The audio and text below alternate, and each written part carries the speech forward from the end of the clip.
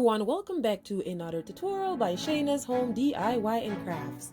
If it's your first time here, welcome. If it's not your first time here, welcome back. In today's DIY project, I am participating in a pumpkin challenge hosted by Sammy from Unicorn Dust Design, co-hosted by Quarry from Crafted by Quarry. The link to these beautiful ladies' channel will be in my description box below, so feel free to go ahead and check that out. If you haven't hit that subscribe button yet, please go ahead and do so. Also, make sure that notification bell, it will help my channel out so much, please, and thank you.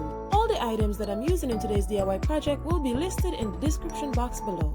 So if you're interested, feel free to go ahead and check that out. For this video, I won't be talking too much. I want you to sit back, relax, tap your feet, enjoy the music, and watch how I work.